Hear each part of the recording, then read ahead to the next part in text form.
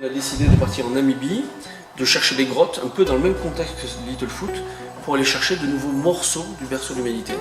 Donc aller chercher les grottes, regarder les fossiles, regarder les brèches et voir si on trouve d'autres vestiges d'hominidés anciens.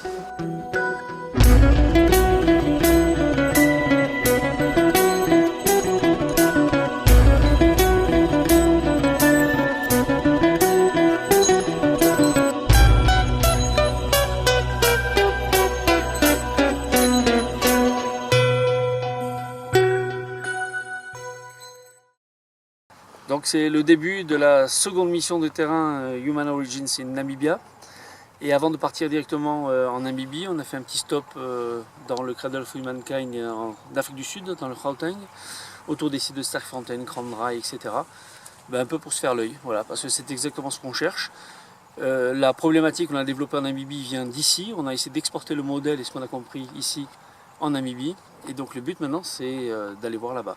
Donc on regarde l'allure des grottes, comment elles se présentent, les entrées, les sédiments qui sont à l'intérieur. On regarde les outils, le lithique, les eaux, comme ça chacun a les repères en tête.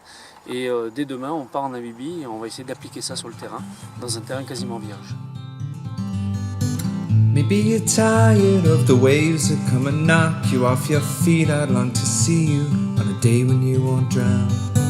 The constant dragging and deceit, your hands been tied and there to greet a life that's bounded to a world that keeps on taking every day.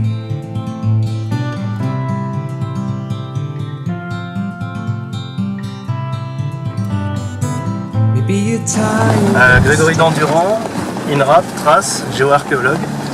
Et je viens avec Laurent pour étudier un peu le contexte, pour trouver de nouvelles cavités dans le prolongement du Botswana, ce qui avait été vu la dernière fois. Constant rains that seep right through you on the days you're coming down. Maybe relying on horizons where the skies they fill with diamonds. Ain't surprising that the love that you have lost is in your mind. We go, we'll take the highs and lows with us while we see forever free from here. Maybe you're tired of the waves that come and knock you off your feet. I'd long to see.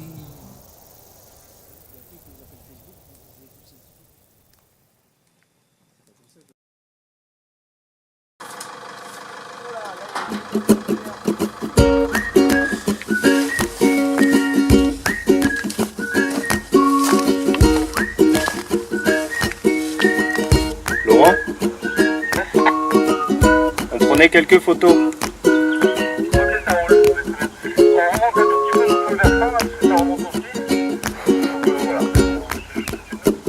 Reçu.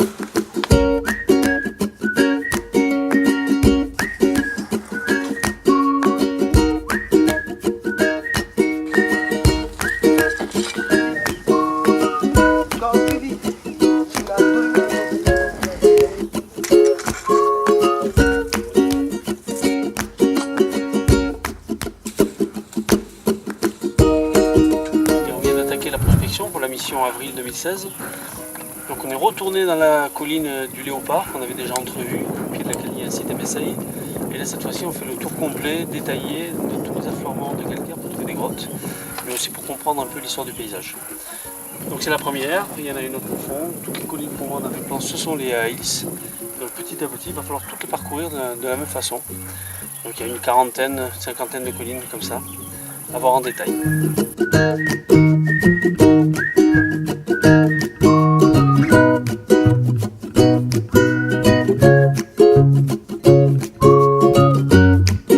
Tout autour de la colline, on a aussi repéré comme ça d'autres indices, alors plus ténus, 2-3 éclats par-ci par-là, c'est-à-dire tout autour de cette colline, et ce qui est le cas aussi sur une autre colline un peu plus loin à 500 mètres, qui a le même contexte de présence de roches.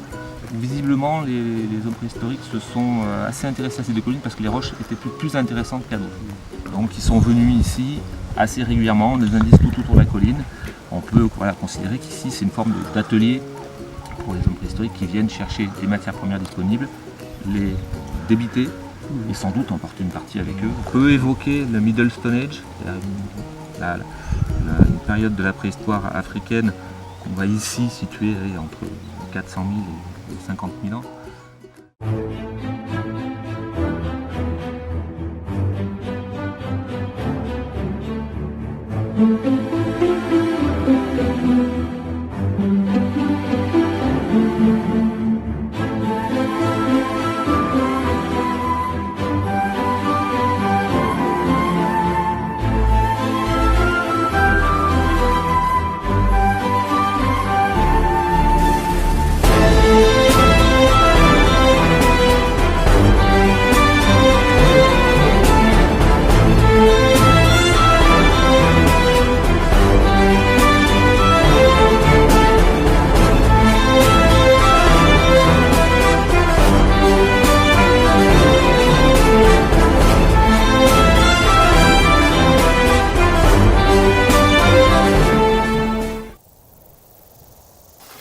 On est au Botswana et on vient d'arriver dans la région de Drotsky Cave. Voilà, donc on a consacré la journée à la visite des 2 grottes.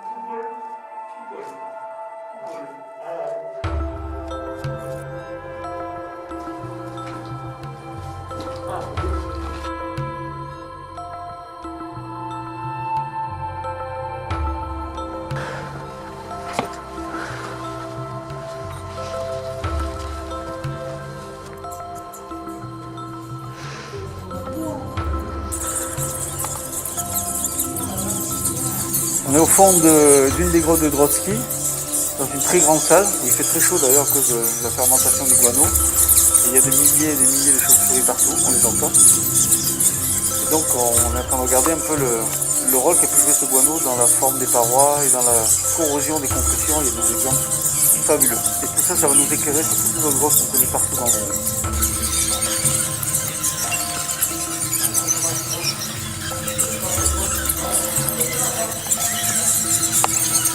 Impressionnant.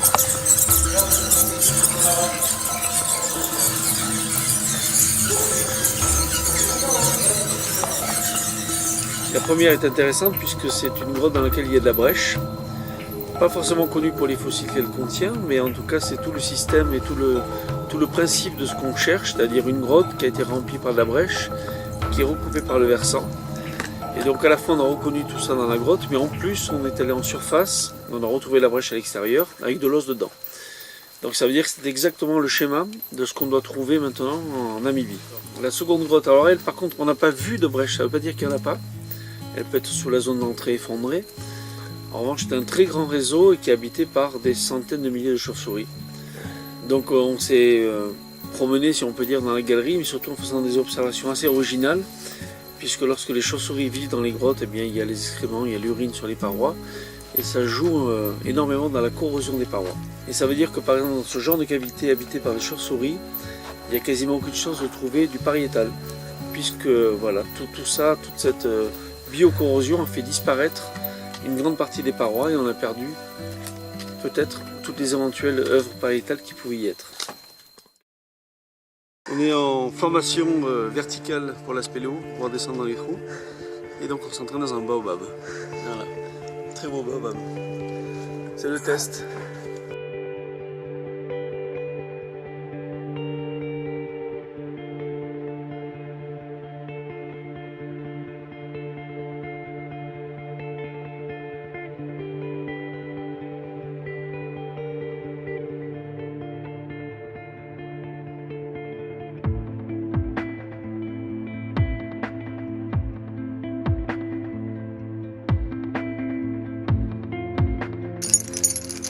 Voilà, c'est à ça que tout tient. Donc là je vois un puits de 15 mètres vertical. Et ensuite il y a une espèce de plan incliné. Et hop, un gros orifice tout droit. Et là tout ça sous nos pieds c'est complètement vide. Ce que je vois là. Wouh! Ceux qui vont descendre vous saluent. Oh, j'ai vu des œufs.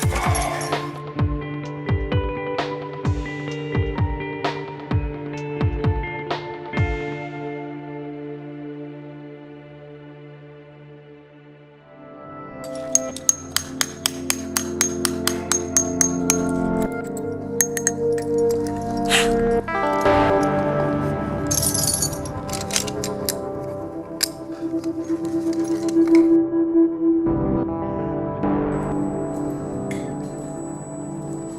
il y a encore une quinzaine de mètres, tu vois.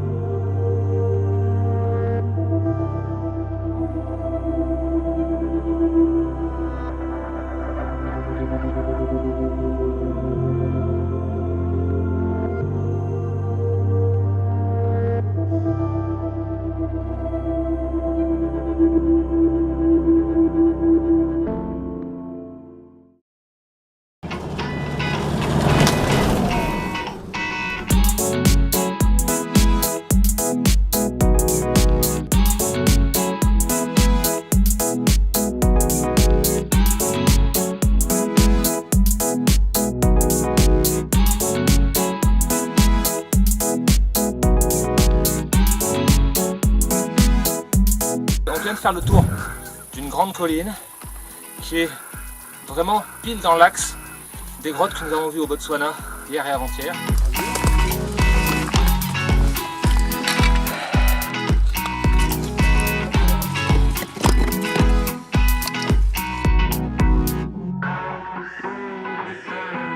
Alors on voit bien qu'il y a des animaux, notamment les porcs-épics qui rentrent et qui sortent.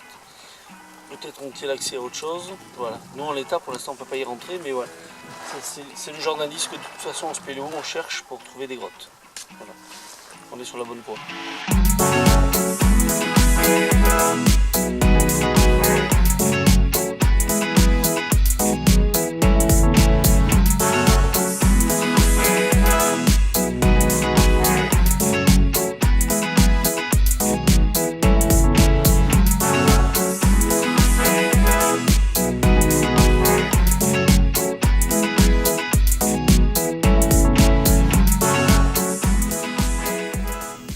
À chaque fois, il faut collecter des arguments.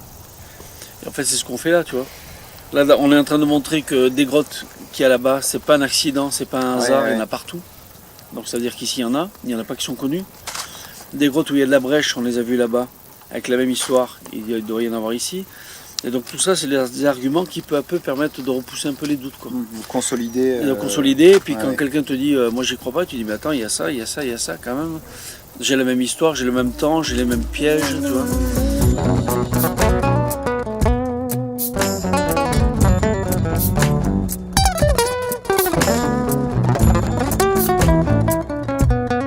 Non, bah, Gaël Cérez, journaliste, apprenti grand reporter, ici pour faire quelques photos de l'expédition.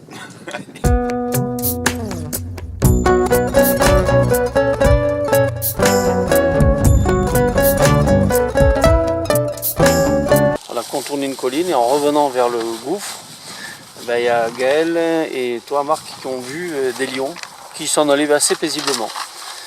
Et donc voilà, donc on a décidé de s'arrêter là et de faire demi-tour, à la fois parce qu'on ne sait pas vraiment s'ils fuyaient ou s'ils allaient revenir, s'il y avait des petits, etc.